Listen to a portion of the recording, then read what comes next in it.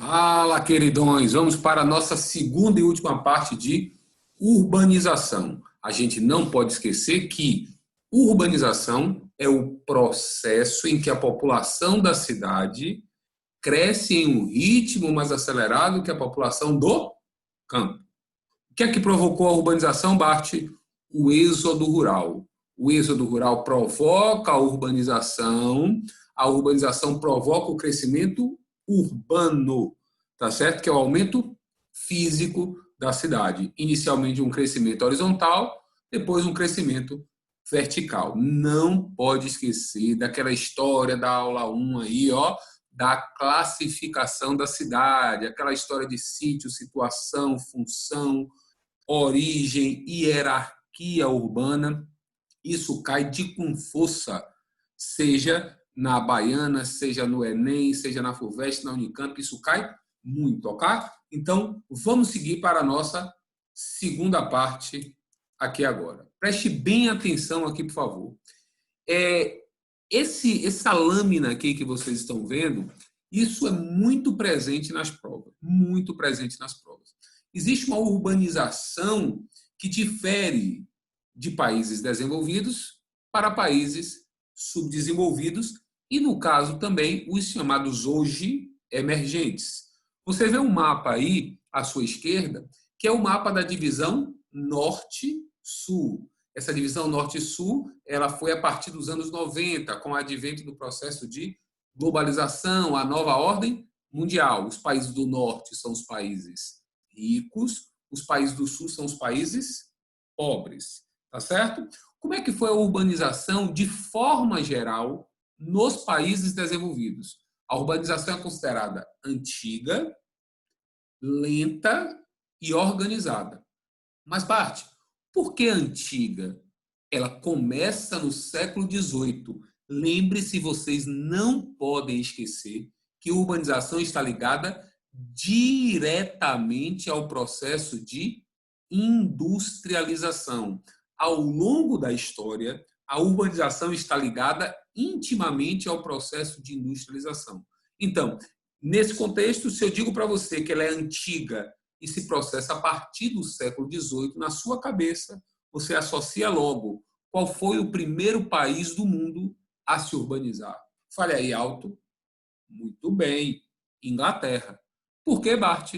Porque a Inglaterra foi o país que primeiro revolucionou a indústria, onde ocorreu a primeira revolução industrial. Beleza? Então, de forma geral, você vai dizer que os países ricos, a urbanização, ela é antiga.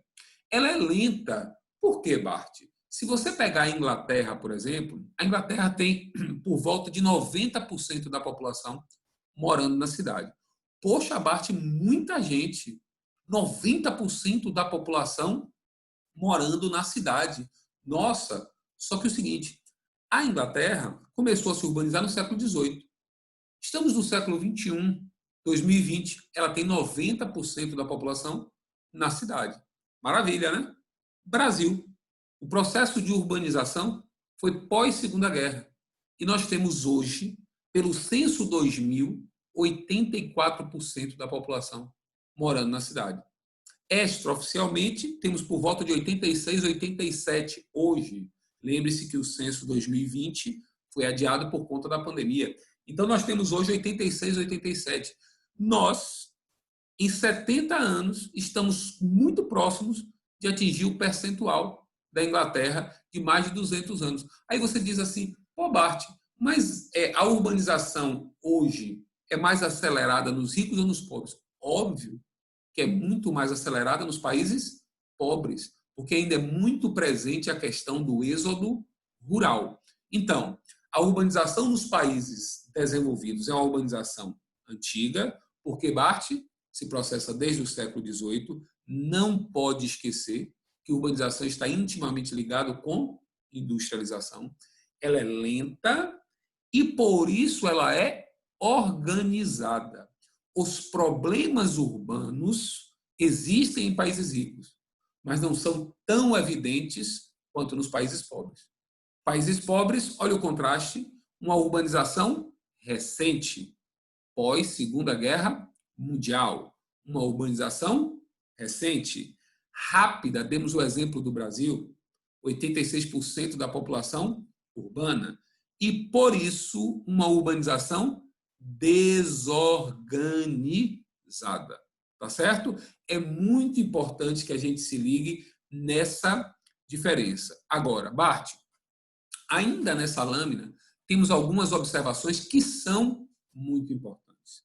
Primeiro, historicamente, a gente falou para você que a urbanização está intimamente ligada com a industrialização ao longo do seu processo histórico. Mas aqui para nós, hoje, quando o cara sai do campo e vai para a cidade, ele automaticamente arruma um emprego na indústria.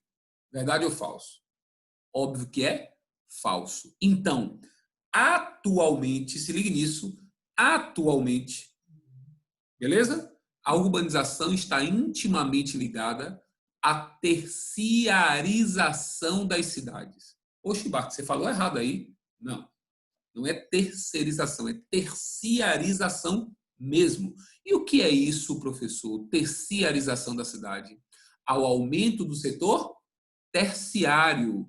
Hoje, quando o cara sai do campo e vai para a cidade, a grande maioria, quando arruma algum emprego, arruma no comércio ou na prestação de serviços. Pegou? E aí, Bart, no caso do Brasil, dos países emergentes, subdesenvolvidos, qual é a característica que a gente tem dessa terciarização? Que muitos acabam sendo empregados no mercado informal. E aí você vai lembrar de demografia.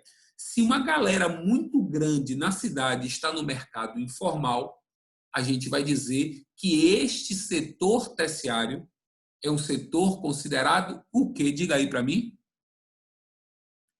Hipertrofiado. Tá certo? Então, o setor terciário nos países pobres, emergentes, hipertrofiado, muita gente trabalhando no mercado informal. Resultado, o governo não consegue abocanhar os impostos dessa grana que circula no mercado informal. Por isso que a gente diz que o país pobre tem uma economia o quê? Diga aí para mim. Subterrânea. Vamos voltar, Bart? Preste atenção. Historicamente, a urbanização ligada ao processo de industrialização. Atualmente, a terciarização das cidades, tanto no rico quanto no pobre. Qual é a diferença aqui na gente, no caso do Brasil? A urbanização no Brasil está ligada à terciarização da cidade, mas muitos estão no mercado informal. O setor terciário, portanto, ele é o quê? Hipertrofiado. E a economia do país é uma economia o quê? Subterrânea. Você não pode esquecer isso por hipótese nenhuma. Uma outra situação muito importante é que essa desorganização do espaço urbano que existe num país subdesenvolvido vai gerar uma série de problemas socioambientais. Ô Bart, e quais são esses grandes problemas socioambientais?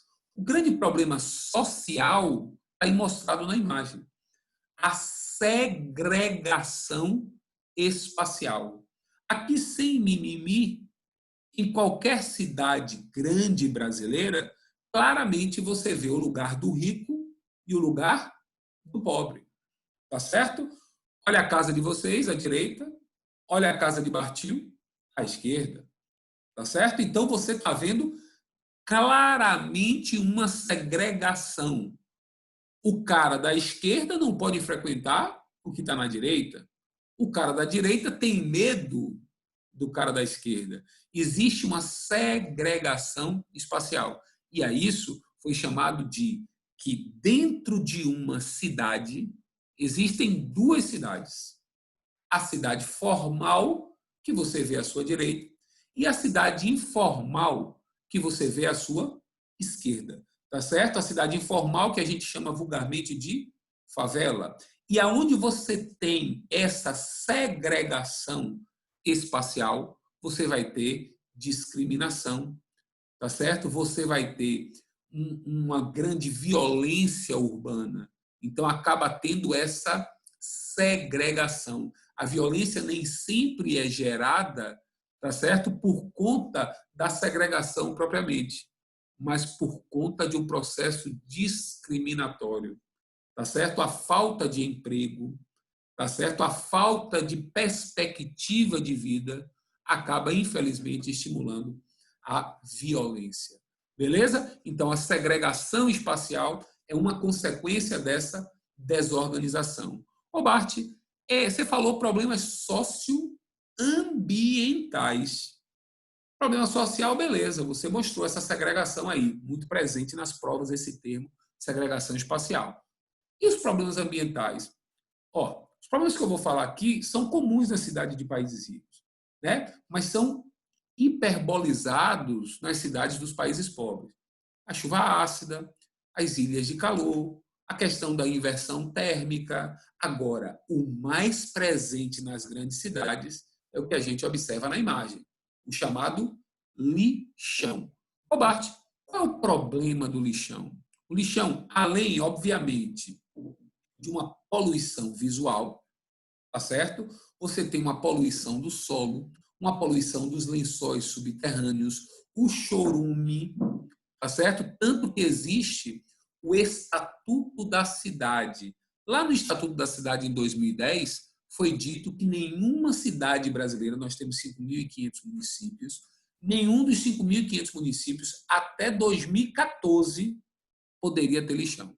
Ou seja, de 2014 para cá, nenhuma cidade brasileira, nenhum município brasileiro teria lixão. E graças a Deus, né, Bart, isso foi cumprido. Verdade ou falso? Falso. Infelizmente, falso.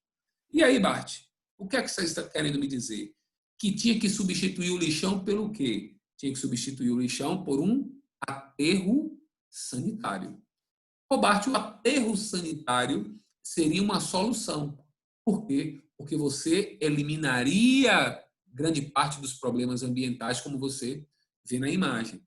Tá certo? Só que isso custa caro e não acaba não tendo interesse político em fazer. Então, o Estatuto da Terra de 2010 falou que toda e qualquer cidade brasileira não teria que ter mais lixão a partir de 2014 e teria que ter aterro sanitário.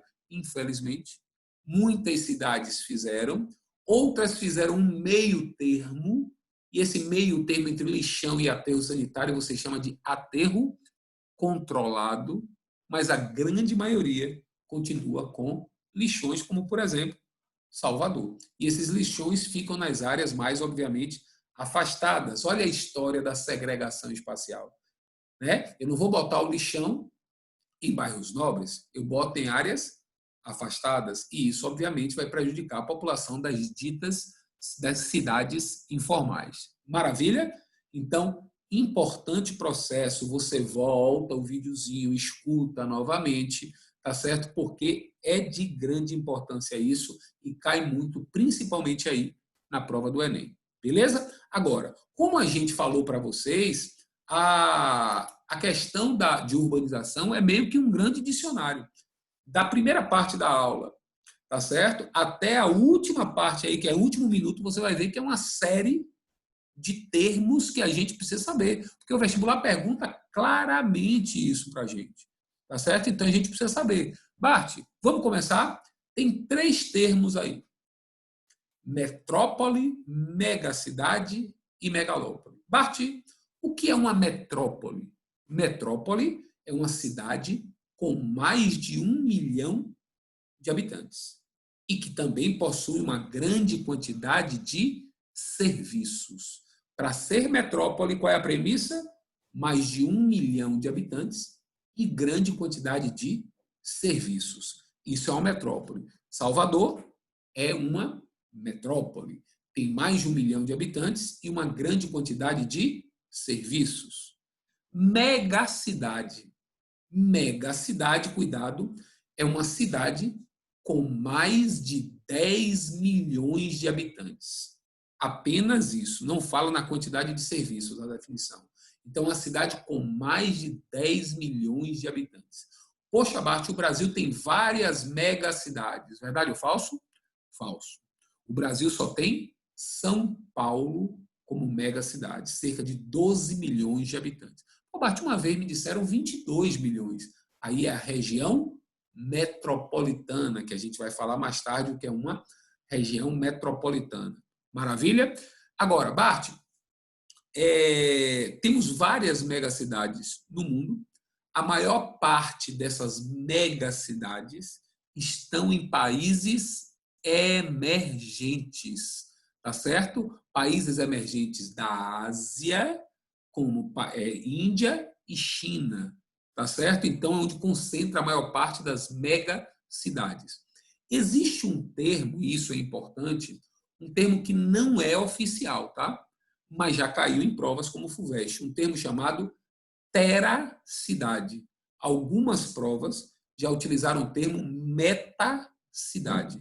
Bart, o que seria uma tera ou metacidade? Uma cidade com mais de 30 milhões de habitantes. Só temos um exemplo. Qual é, Bart, esse exemplo? Tóquio. Tóquio tem por volta de 35 milhões de habitantes. Agora, se você for no Google, dê uma olhada e bota assim, população de Tóquio.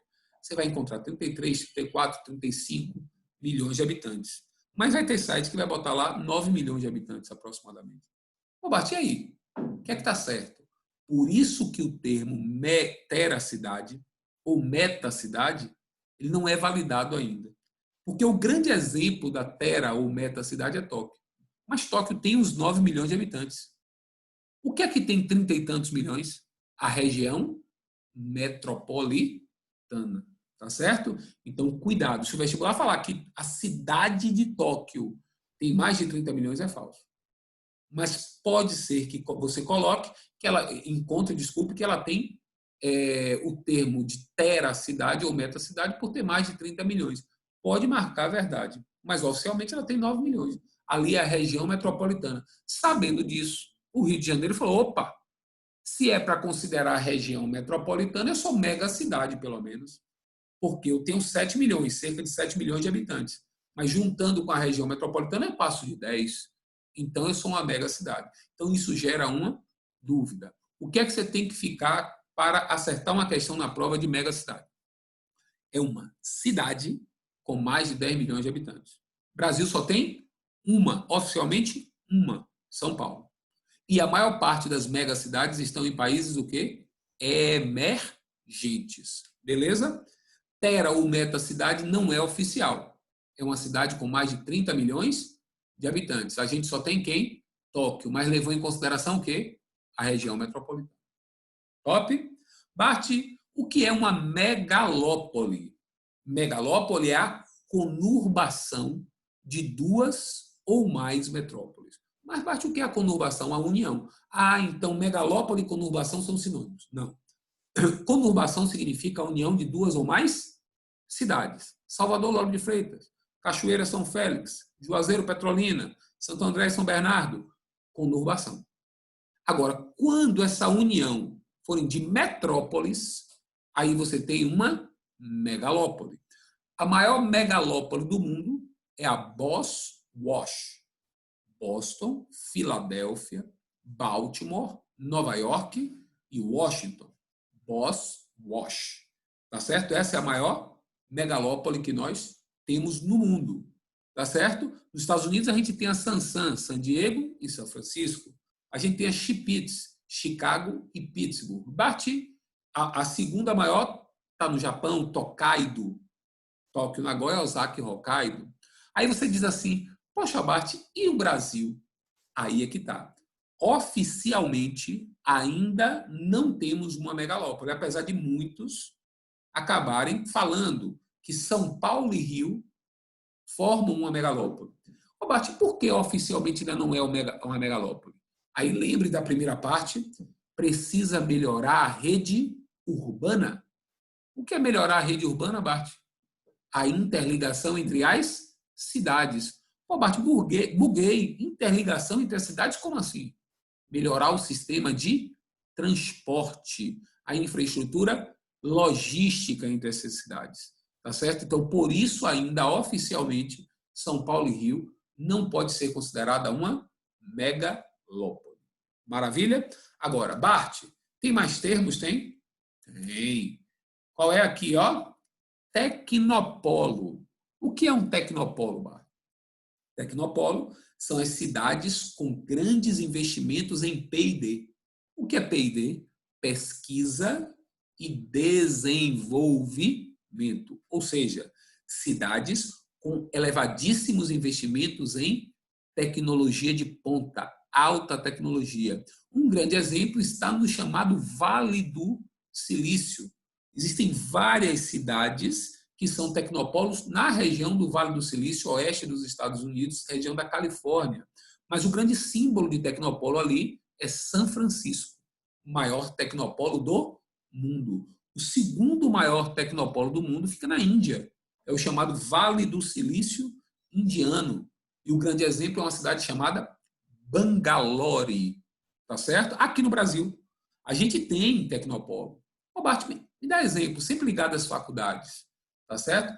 São José dos Campos, por conta do ITA. Campina Grande, um grande tecnopolo quando se fala em biotecnologia. São Carlos, por conta da UFSCar, lá em São Paulo. Campinas são exemplos de tecnopolo. Uma cidade global, colocamos para vocês isso lá na parte 1, que é o quê? São os grandes centros de influência do mundo, tá certo? E esses grandes centros de influência do mundo são hierarquizados em cidade global alfa, beta e gama. A cidade global alfa tem uma influência mundial. A cidade global beta não tem uma influência mundial, mas tem uma grande influência em grupos de países. E a gama tem uma influência mais localizada. Demos um exemplo no que diz respeito à influência econômica. Nova York é uma cidade global alfa. São Paulo é uma cidade global beta. Joanesburgo, na África do Sul, uma cidade global gama. Ok? Então, não pode esquecer, cidade ou metrópole global corresponde aos grandes centros de influência do mundo, hierarquizado em alfa, beta e gama. Fechou? Agora, Bart, olha outro conceito. Conceito de região metropolitana. Tá certo? Região metropolitana corresponde a um conjunto de cidades que trocam influência entre si. Então, a região metropolitana de Salvador, formada por várias cidades, não é apenas por Salvador. Vocês veem aí, observam as cidades da região metropolitana de Salvador. Então, elas trocam influência entre si, elas viabilizam a logística entre si com transportes, elas criam leis que facilitam essa troca de influência. Salvador é a principal cidade da região metropolitana, por isso tem um nome. Região Metropolitana de Salvador, também chamada de Grande Salvador. Esse mapinha ele mostra claramente o tamanho dessas cidades. Tem muita gente que diz, a principal cidade de uma região metropolitana é a maior. Olha só, Salvador é menor do que Camaçari, Salvador é menor do que Mata de São João, Salvador é menor do que São Sebastião do Passeio. Então, não é o tamanho da cidade, e sim a influência que ela exerce, por isso que ela é a principal. A grande quantidade de serviços que ela vai oferecer. Bart, quem é que determina, lembre aí, se um distrito vira município? O governo do estado. Quem determina se uma cidade vai fazer parte ou não da região metropolitana? O governo do estado. Não é IBGE, não é o governo federal. Então, a região metropolitana, voltando, um conjunto de cidades que trocam influência entre si. Agora, Bart, segunda imagem aí é um termo muito importante, um conceito muito importante que pode aparecer na prova do Enem. Já caiu na Baiana, já caiu na FUVEST, mas ainda não caiu no Enem a questão da gentrificação.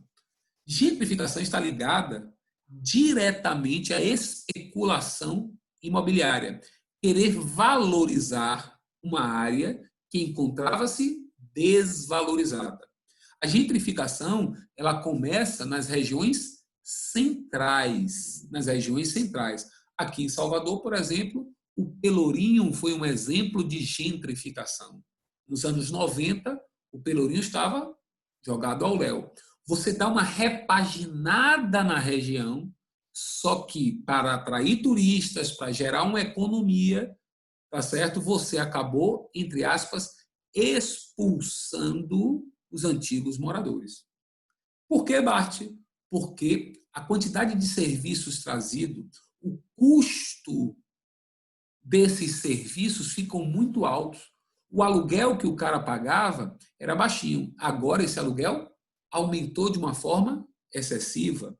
O preço do pão, que era um, agora está 3, 4 vezes maior. Então, quem morava nessa região que foi gentrificada, desculpe, passa a ir cada vez para áreas mais distantes, gerando um processo de periferização da cidade. Então, gente, a especulação imobiliária, que é a valorização de determinadas áreas que não estavam valorizadas. E como é que eu valorizo, Bart?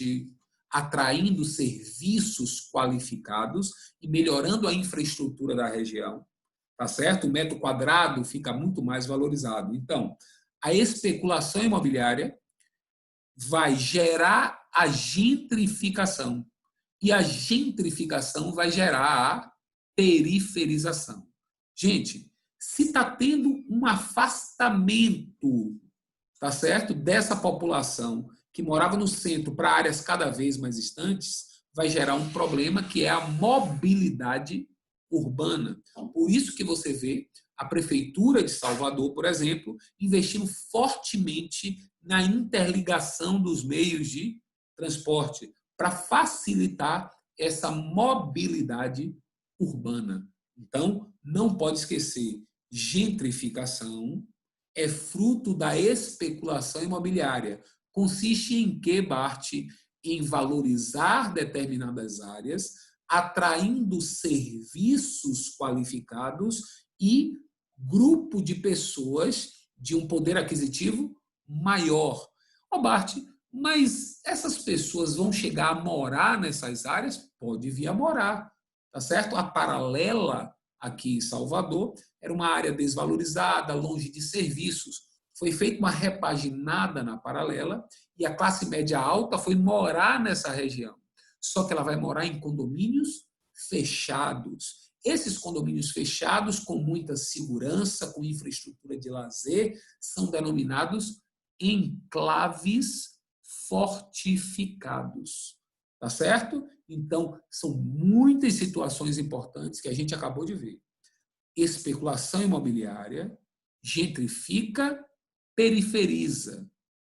A galera que vai morar nessas áreas que antes eram desvalorizadas, tem um poder aquisitivo alto, mora em enclaves fortificados, os famosos condomínios club, tá certo? Os caras vão morar numa área onde tem uma suposta segurança e uma rede de lazer que vai dar uma tranquilidade a essa família, normalmente formada por emergentes. Beleza? E para que a gente possa finalizar, uma situação que vem acontecendo comumente, a metropolização e a desmetropolização. Brasil, existe as duas.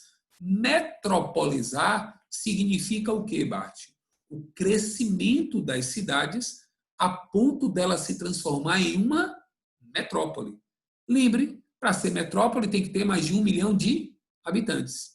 Então, quais são as cidades que estão se metropolizando? Lembre de migrações. As cidades de médio porte. As cidades de médio porte, que têm em torno de 500, 600 mil habitantes, elas estão crescendo tanto que elas vão ultrapassar 1 milhão de habitantes e vão se transformar em metrópole. Tá certo? Ô, Bart, mas se a cidade de médio porte está crescendo, é porque a cidade de grande porte, ou seja, a metrópole, está perdendo habitantes. Tá certo? Então, está existindo em São Paulo, por exemplo, como mostra o gráfico, uma desmetropolização. Mas, Bart, por que o cara sai de São Paulo para ir para uma cidade menor? O cara sai de São Paulo para ir para uma cidade menor, fugindo da violência, buscando uma melhor qualidade de vida. Agora, o principal motivo é que essa cidade de médio porte, que está se metropolizando, lembre, ofereceu incentivos fiscais, atraiu indústrias, atraiu comércio, portanto, essas cidades estão oferecendo oportunidade de empregos, tá certo? A metropolização é o crescimento das cidades de médio porte ao ponto de virar uma metrópole. E por que está crescendo tanto, Bart? Porque oferece incentivos fiscais que atraem indústria, atrai comércio, gera emprego. Além disso, são cidades menos violentas, com menos problemas ambientais, com melhor qualidade de vida. E a desmetropolização é a saída da população dessas grandes cidades fugindo dos problemas relatados. Tá certo? Fechamos. Urbanização. Forte abraço. Sucesso a todos. Fiquem com Deus. Que Deus é top.